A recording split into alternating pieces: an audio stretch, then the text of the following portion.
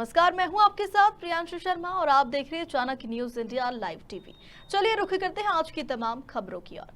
खबर दमोह जिले की हट्टा तहसील से है, जहां के लोक सेवा केंद्र हट्टा में जब कोई नागरिक दस्तावेज बनवाने जाता है तो उसे प्रमाण पत्र के आधार पर उसको किसी अन्य कार्य विभाग में लगाकर अपने कार्य को संपादित कर सके, किंतु हट्टा लोक सेवा केंद्र में कार्यरत कर्मचारियों की लापरवाही पूर्वक कार्य करने की तकनीक से आम आदमी को कई चक्कर लगाने पड़ रहे हैं, क्योंकि कर्मचारियों द्वारा प्रथम बार में तो आवेदक का आवेदन गलत दर्ज किया जाता है। फिर निर्धारित समय सीमा में उसको पता चलता है कि उसका आवेदन दर्ज करते समय ही उसकी त्रुटि कर दी गई। फिर आवेदक के द्वारा आवेदन तैयार करने के लिए बोल दिया जाता है, जिसकी कुछ प्रमाण इस प्रकार है।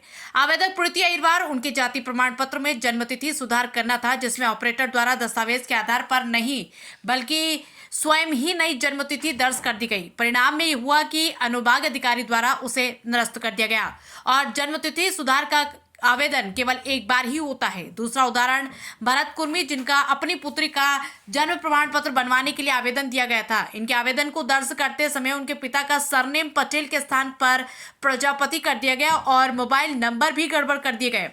तीसरा उदाहरण है दिनेश पटेल का। इनके जाति प्रमाण के लिए आवेदन दिया गया था, जिनमें उनके परिवार की वार्षिक आय 5,25,108 थी, लेकिन ऑपरेटर द्वारा उसे 3 लाख दर्ज कर दी गई। जब इस संबंध में लोक सेवा संचालक से बात की गई तो उन्होंने इस मामले को ऑपरेटर की गलती बताकर चेक करने की बात कही। इस संबंध में जब जिला प्रबंधक चक्रेश से बात की गई तो वो इन समस्याओं को नजरअंदाज नजर आए।